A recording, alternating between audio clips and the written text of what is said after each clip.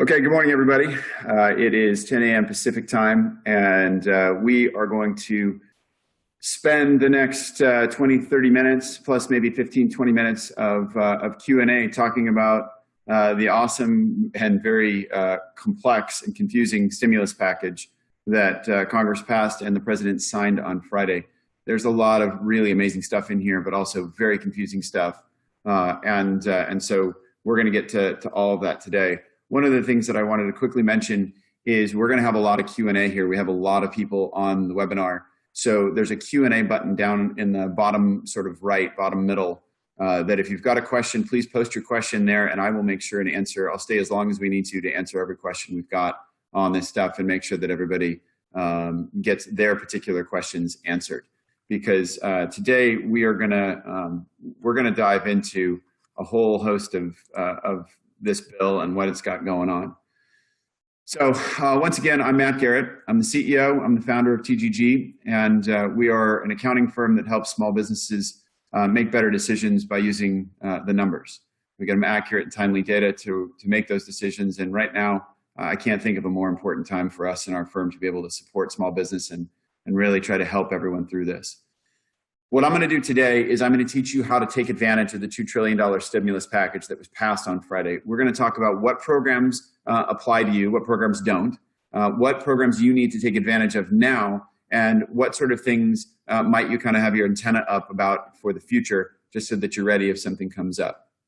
Because this is an absolutely crazy time. We are going through, strange stuff. I know I'm still working from home. I don't know, many of you I'm sure are as well. Coronavirus has got us truly going a little crazy. This weekend I wanted to go get a haircut. Sorry, my hair is not looking so sexy today, but I couldn't. And Laurel came in and works with me, and she goes, "Wow, Matt, you look like an '80s rock star with your hair just all poofy." And I said, "Well, it's coronavirus." And then my buddy Robert, who really helped us with this website, showed up on video chat with this big fat beard. And I said, "Robert, you got a big beard?" And he goes, yeah, coronavirus. I'm like, you got to have some kind of like shaving tool in the house. But we're in a very, very strange time. I mean, as is pretty evident of this. So we're gonna do a test, because I'm gonna use some polling here today, and try to figure out kind of how this whole new technology is working. So my first poll question is going to be about this #1 show in America. So we're going to launch this poll here. And what I want you guys to vote is, how many of you people recognize this guy? Let's see what our percentage is. We'll let this thing go for like another 15, 20 seconds.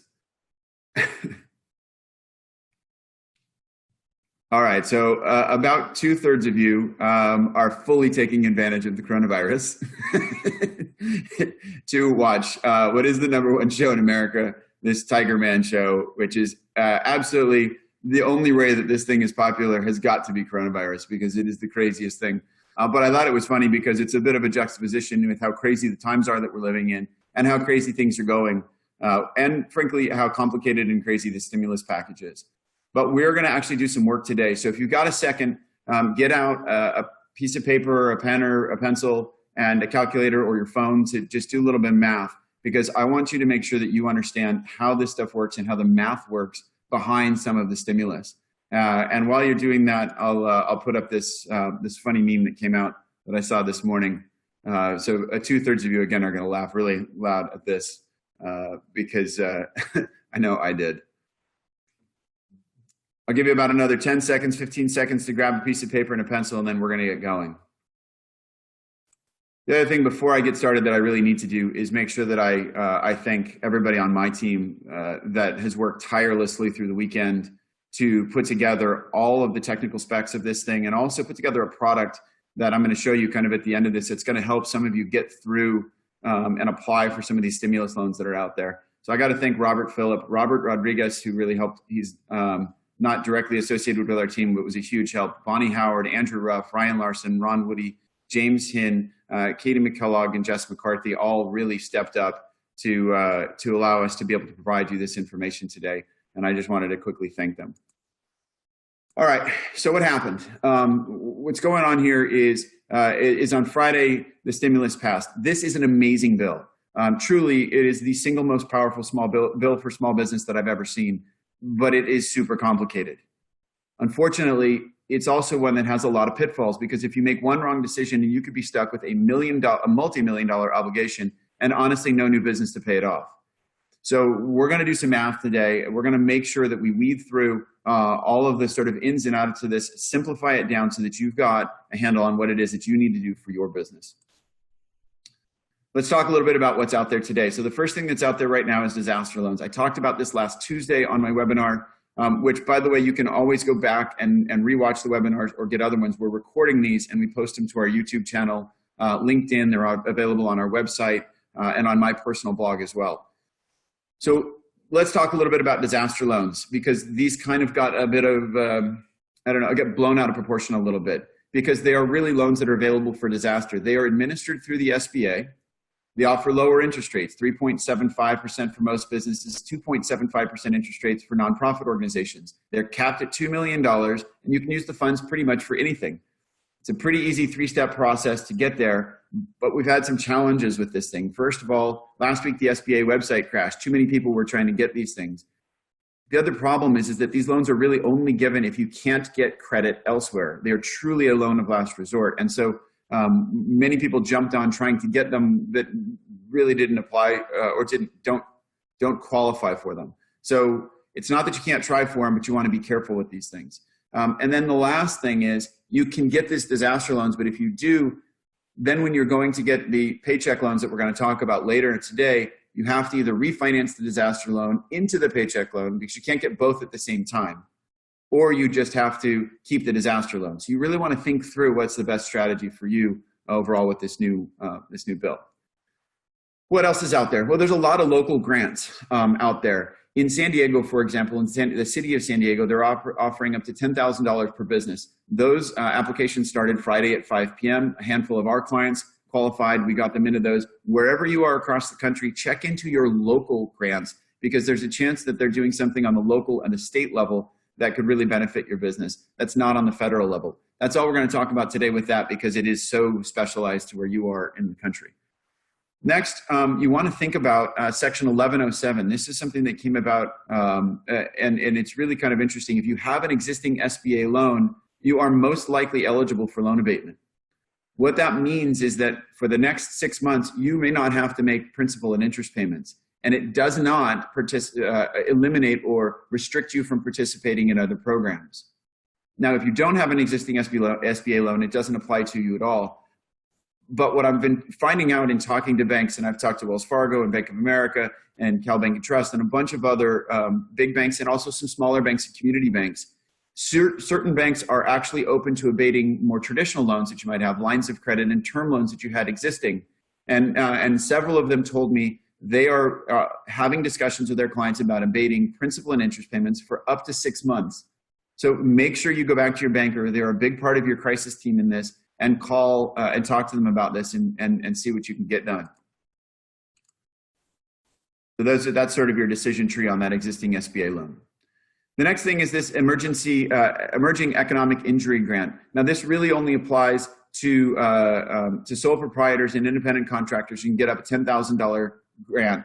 And it also, participation in this does not exclude participation in other programs. So this is another one that if you're a sole prop, if you file a Schedule C, if you're a single member LLC, or if you're an independent contractor, this one applies to you and you want to try to take advantage of it. It's only $10,000, but it is still free money from the government.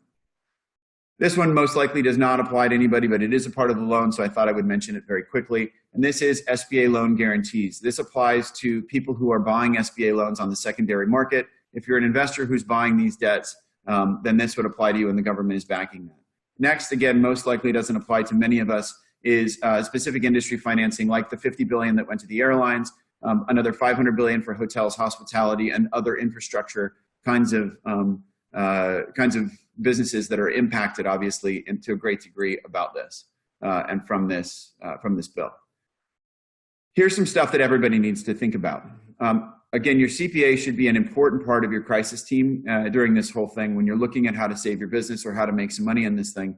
And some big tax changes came about with this bill. So if you had a historic net operating loss you really want to go back and refile 2018 and 2019 returns, because that's going to give you some immediate cash back in the form of a refund. If you didn't, this doesn't apply. But if you did, go do it, because this is a huge benefit for those who had suspended net operating losses. Same thing here if you were limited by corporate AMT. If you were limited by that, again, go out and do it because it gets you some cash. Once again, same thing when it comes to if you bought equipment or built out a store. For example, we have a client who went and built out and did a bunch of tenant improvements on a new retail location over the last 12 months. Historically, in 2018 and 2019, all that amount couldn't be written off in those years. Now you can go back, write that amount off, refile, and get refunds on your tax returns. That's going to increase your cash right away and get you another point of quote unquote stimulus to go and make sure that your business stays safe. So check with your CPA on that stuff, because that's super important stuff to do. Now we're going to get into some of the really complex stuff. This is section 2302 of the new stimulus plan, and it's a federal employment tax delay plan. What it says is that if you want to, you can delay your federal portion of your payroll tax payments, which is 6.24% of payroll taxes. And it's eligible for all employers, including self-employed, nonprofit, a whole host of them. And if you defer these payroll taxes, you can defer them all the way until half has to be paid by 12/31/2021, and the other half has to be paid back by 12/31/2022. This is great from a cash savings standpoint, but this is one you got to be careful with. Because if you participate in this, it eliminates the loan forgiveness on the Paycheck Protection Loan Program that we're going to be talking about. So this is where some of these things interact to kind of can actually be negative for you in the long run. And we're going to show you how to do the math. I'm going to show you how to do the math to pick which one is the right one for you. This is another big one. This is called the Employee Retention Credit. And it's up to $5,000 per quarter for 3 quarters, which means you're going to get $15,000 maximum per employee against your payroll taxes as a credit against payroll taxes you've paid at the end of the year. Again, could be massive for people, because if you have, in theory, you have 50 employees and you're getting $15,000 per employee, you could see yourself easily having $750,000 in the bank at the end of this as a payroll tax credit. But there are some significant limitations that you want to be mindful of. So the first thing is who's eligible for this. And so we're going to try another here. I'm going to get one more polling question. Let me see if I can get this thing done. One more polling question here. Can do it. All right. All right, so I'm going to launch this poll. This is an important one because it will show us whether or not you're eligible for this employee retention credit. So I'm going to launch it here, and it's, have you shut down or lost more than 50% of your revenue as a result of COVID-19? So let's see how this thing kind of turns out for people. Have you shut down or lost more than 50% of your revenue as a result of COVID-19? It doesn't look like this is actually working for some reason. This polling may not be working. Okay, well, if this polling isn't working, that's fine. But I want you guys to think about this as you're thinking about your business, because the only people who are eligible for this employee retention credit are folks who have shut down, like a restaurant or a hotel due to COVID-19, or you've experienced gross receipts decline of 50% or more. So if not, you just don't qualify for this. And again, this is that $5,000 per quarter employee credit. So as we're thinking about it, if you do qualify, then there's a lot of great stuff that we can do. But there's one more qualification hurdle. Do you have more than 100 employees or fewer than 100 employees? This gets even more complicated. If you have greater than 100 employees, essentially what you're doing, if you've got greater than 100 employees and you're keeping people and you're eligible for this means you're either shut down or you've experienced 50% revenue decline. You are truly just sitting there and paying people to be there, but nobody's really working. So the question is, practically speaking, why would you do this? The only real reason to do this is if you were being extremely charitable. And I'm not saying it's not a good thing to do, but you only want to do that if you have an incredibly strong balance sheet and you can make sure that the overall business survives. So if you have greater than 100 employees, you've shut down, and your revenue is less than 50% of what it was before, you get a 50% credit on wages paid to Social Security. So there is a lot of benefit to this because it all goes against payroll taxes paid.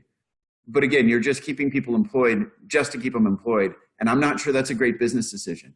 And one thing I really want to highlight in this is you don't let the stimulus tail wag a good decision, dog. You've got to make good business decisions. We're going to talk about that in a minute too, because if you take on some of these loans, if you take on some of these programs, you have to follow the rules. And some of these rules may end up leading you down a bad business path. So above and beyond anything else, make sure that you're making good business decisions with this stuff.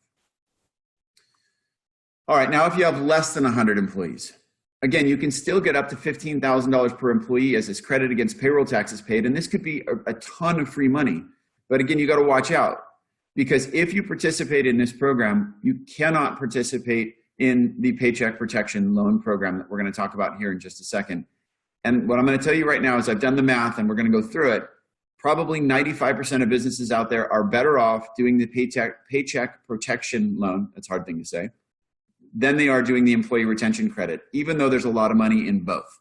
So let's dive into this Paycheck Protection Loan. This is probably something you guys have gotten, I don't know. I know for me, I've probably gotten 50 emails on what all of these things are, but nobody's really told me how to apply it. So that's what we're going to do. First of all, eligibility. You're eligible if you have fewer than 500 employees, but if you have more than 500 employees, don't stop, because there's a chance you still might qualify under the SBA's rules and the SBA's qualifications as a small business. So a lot of people have said, if you're under 500, you're good. If you're over 500, you're bad. It's not that simple. It's if you're under 500, you're good. If you're over 500, check, because you still may qualify as a small business under the SBA rules. And again, if you qualify under this, for 95% of us, this is our best option. So how does it work? Well, one of the big benefits of these loans is there's no personal guarantees. This is a big difference than 99% of the SBA loans that are out there.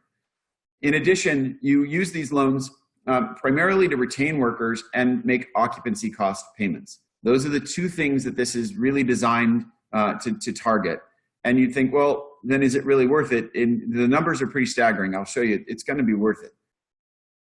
So how does this work? Well, you can't do the disaster loan program, like I said, and the Paycheck Protection Loan. The only way you can do that is if you already have the disaster loan, you can refinance it into the Paycheck Protection Loan. So that's one of the limitations. But other than that, what you're going to do is you're going to get 2.5 times of your average monthly salary. So what I want you guys to do, if you've got a piece of paper out, is write this down. What is the average monthly payroll that you have in your organization, and how many employees do you have, so that you can come up with an average monthly salary per employee. Now, there's a lot of great stuff in here, because all of this stuff that I just put on the screen is eligible compensation towards this loan. Things that I was really surprised to find in here were things like severance payments, commission payments, salaries, royalties, state payroll taxes, 401k and other pension contributions that you might make, insurance and other employee benefits that you're getting.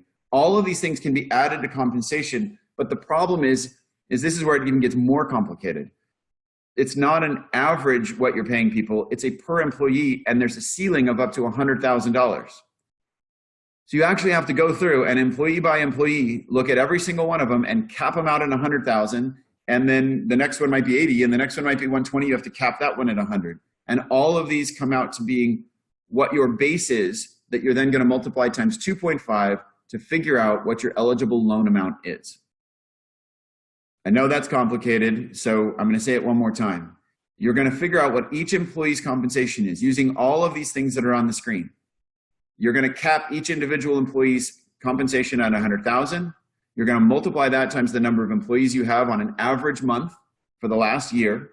And then you're going to multiply that monthly figure by 2.5, and that is what you're going to get in terms of your Paycheck Protection Loan total amount that you could actually go out and borrow.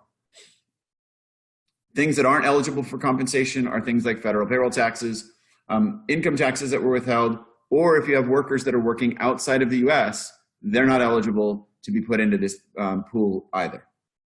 So again, kind of a simple, this is simplifying it down quite a bit. But it is pretty complicated, because you have to make sure that you're capping those individuals at $100,000. Now, If for some reason your business hasn't been in business for the last year, you can take just January and February's. But if you've been in business for the last year, you want to take the average of the last 12 months of your overall payroll costs, including all that stuff that we had in the last slides. But you can see the loan amounts can actually get quite big. Again, you can end up with pretty big loan amounts in here. And the great news about this is these Paycheck protection loans, if you use them for the right expenses, are fully forgivable. That's exciting. That's free money from the government for you to keep people employed, for you to keep your business moving forward. Now, of course, there's more complication around that. You can only use the proceeds to pay for, and I'm going to give you these things, there's only a handful of them. 1, payroll. 2, occupancy costs. So if you own your own building, that means mortgage interest. It doesn't mean mortgage principal, but mortgage interest on the building you own. If you don't own your own building and you're renting, it can mean rent. It can also mean utilities. Now I'm going to talk more about this, but utilities is a little bit broad. It can mean common area maintenance charges. It can mean your internet, phone, and even transportation costs, which again, that's pretty broad. So there's a lot of things you can use it for. This is really a great thing when they're forgiving these loans because again, it's free money for you. We want to make sure you're complying to this as best you can. My suggestion is go back to your banker, talk to them, set up a separate account and have them fund this loan directly into that account because forgiveness is decreased for anything you don't spend it on. So let's say you got $1 million loan and you spend $800,000 on those payroll costs and the occupancy costs, but $200,000 you don't. Well, $800,000 will be forgiven. $200,000 though is not going to be forgiven. And the way that works is that $200,000 you don't pay anything for the next 8 weeks. Your bank is actually the one that's required to monitor this for you. And they're going to look at it from the time you get the loan until 8 weeks later, and they're going to say, what did you spend the money on? And did you keep all your employees?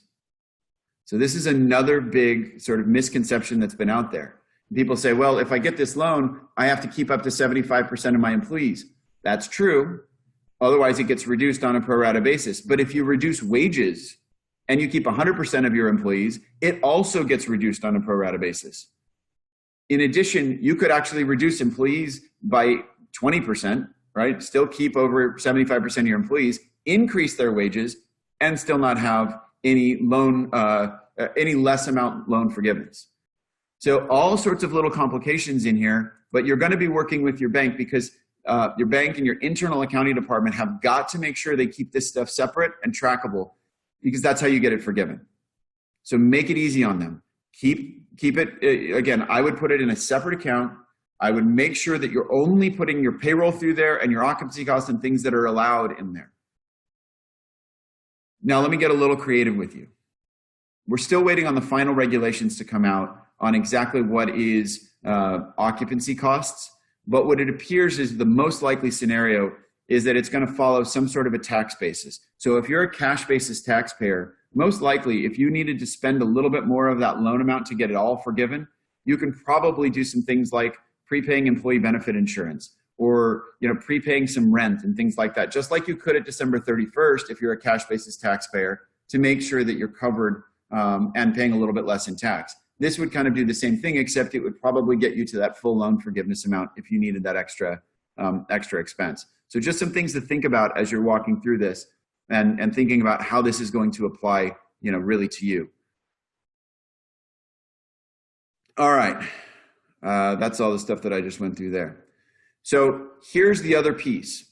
If you're left with some part of this loan that's not forgiven, it's not the end of the world, because you don't start paying any principal and interest for the first 8 weeks. And then after that, the loan is on a 10-year time frame with an interest rate no greater than 4%. So what that means is you're going to have an amortized loan over a 10-year period of time. If you had $1 million, you're going to pay $100,000 in principal every year with an interest rate of no more than 4%. And it gets a little better than that because if you work with your bank, you may be eligible under this SBA program. Again, it's administered by the SBA and banks that are eligible to administer SBA loans. You might be eligible for up to a 6 to 12 month abatement on principal and interest on these loans after the 8 weeks. So again, the government is trying to do everything possible to give you cash and let you keep your cash and keep your people employed. That's really what this is aimed at. And I will tell you, I was very impressed with the angle on it. And when you're thinking about the complexity of it, and in these paycheck protection loans, it's extremely complex. But in some ways, it's good that it's complex because it's really going to reduce the amount of potential fraud that's out there.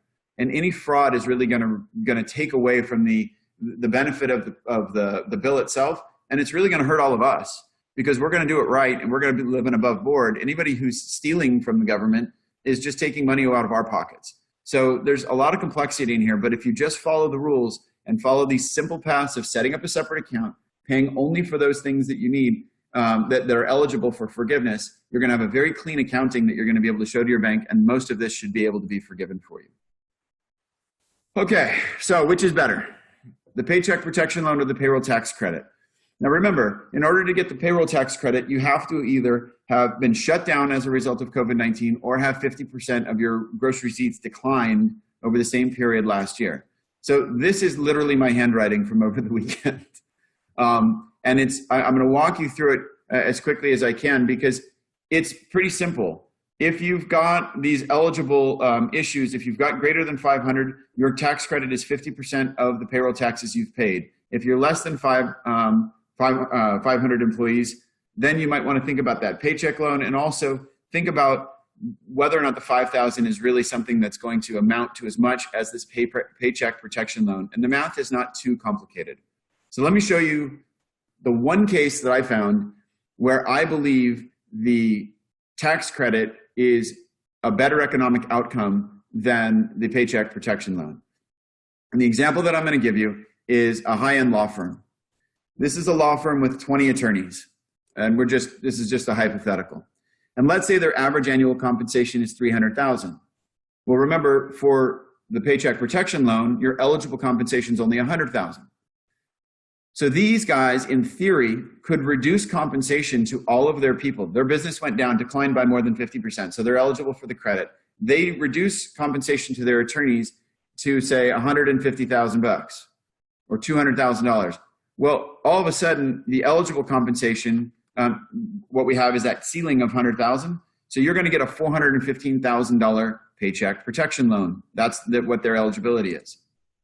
But the alternative side of this is what if you went and did the $5,000 per quarter credit, the payroll tax credit? Well, times 20 employees, that's $100,000 in credit, times 3 quarters, that's $300,000 in total credit. Again, this is credit that is 100% forgivable. You don't have to worry about what you're using it for to get it forgiven. So it could make sense if you had over a 72% decline in the payroll numbers, right? Then it all of a sudden starts to balance out. Otherwise, it really doesn't balance out. So if you cut salaries a ton, but you stay above that 100K level, all of a sudden this might make sense. But you have to cut salaries greater than that 72% level in order for this to make sense. Otherwise, the loan is a much better option.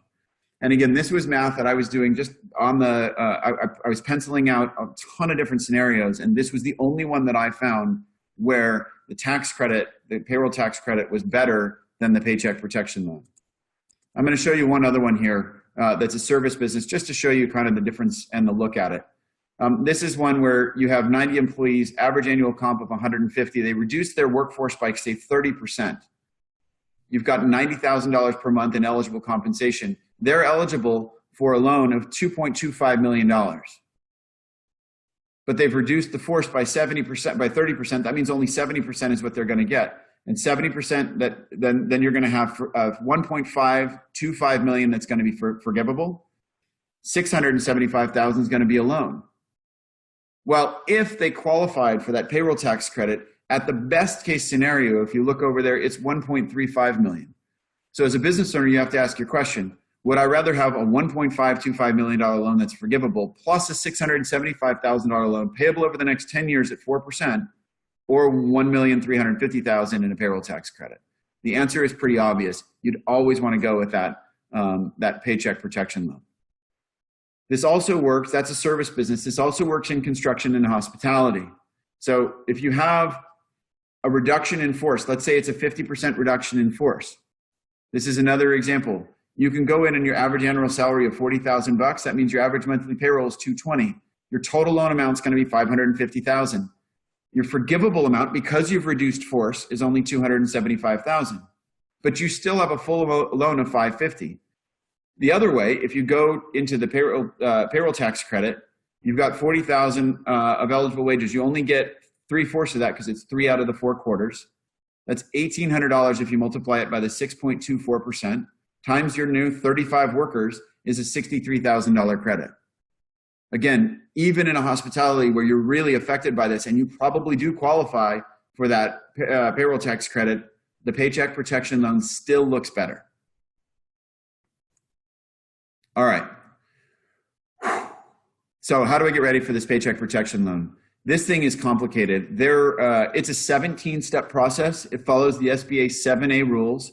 And at TGG, what our team has been really, really busy with over the weekend is putting together an organizer for you that you can use and compile all your stuff so that then you can email it or submit it directly to a bank's web portal in a one-step process to them. That way they can turn it around. What I'm hearing from some of the big banks, the Banks of America, the Wells Fargos of the world, is that they're looking at turning these loans around at maximum of 48 hours and a minimum of 24 hours if you have all of your stuff together.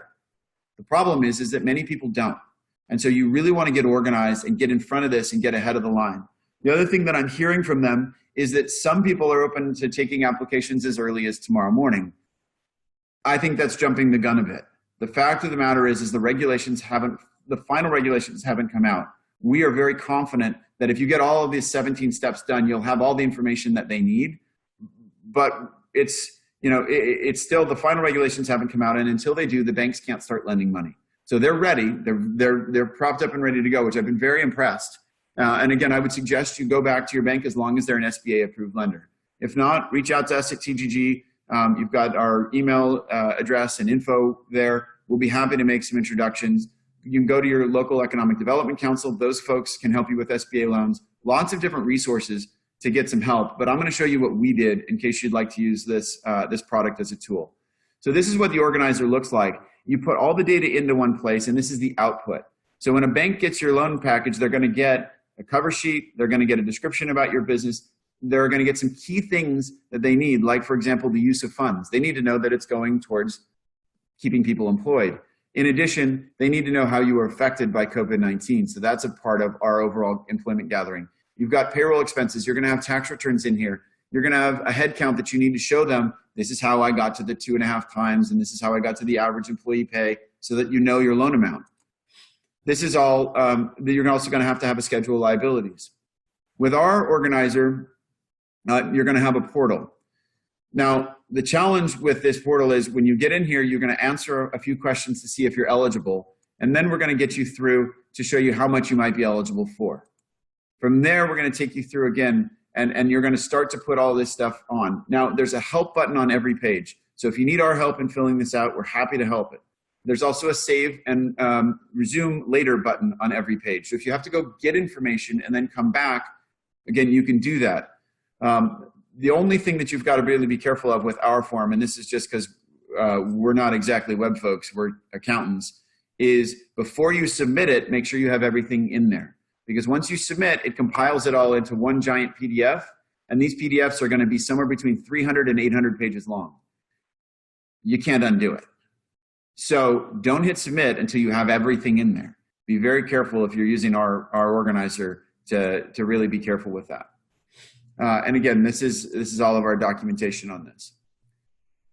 On our website, we've got a link to our organizer, and for our clients, we're putting it out there for free. For a limited time, for the first 100 people who sign up for it, it's $500 per person.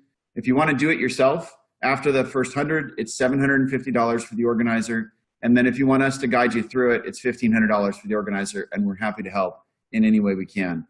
I really think that this Paycheck Protection Loan Program is the best answer for at least 90%. I would tell you probably closer to 95% of the businesses out there. But there's a lot of next steps here. First of all, I think there were 18 different changes in this particular stimulus bill that impacted small business. Make sure you take advantage of every single one of those tax changes. Then do the math, because even though I say it's 95%, you still want to do the math and make sure whether you're going to take advantage of the payroll protection loan or the Payroll Tax Credit program. Then get in early and get organized, because you know there are going to be millions of small businesses applying for these loans, and you want to be the one that's organized and get to the head of the line so that you turn it around, get your money, track it on the back end to make sure it's separated so that you get the maximum amount of it forgiven. All right, I'm about to get some questions here, but before I do, I want to thank some people who are absolutely critical in helping me get this thing done for you all over the weekend. These guys, I cannot say enough about the effort that they put in on our team. Robert Rodriguez, who isn't even a part of TGG, but just a good friend and just jumped in with both feet to help us out. Robert Phillip, who is the one who developed the entire organizer. And I don't think the dude has slept in the last 3 days, because I get emails from him every morning at 3 in the morning, and he has just done a phenomenal job. Bonnie did the initial research. James is leading TGG University and getting all of our internal people trained up. If you have training questions, you want to know how you can train up some of your internal people to make sure you're complying with these rules, contact James. Ryan Larson, one of our CFOs, phenomenal research. Ron Woody did the same thing. And then Andrew, I can't say enough about Andrew. I've been working with Andrew for almost 20 years and known the guy for almost 40. And he's just one of the best guys to work with around. So thank you very much to my team. Lastly, I want to thank Vistage, because many of you on this webinar came through the Vistage community, and the Vistage community is this time and place. I really appreciate the opportunity to not feel so alone. It's really tough out there as a small business owner to feel like you're by yourself, and Vistage has rallied around its members in a phenomenal way. And so I want to thank Vistage for just, again, and all the chairs who got this word out to your members, for being supportive of us and the small business community out there as a whole. So we're here to help. If there's anything we can do, please email us, check out our website, do all that stuff. What I'm going to do now is take some time to do some Q&A. There's, let's see, 95 questions in our Q&A.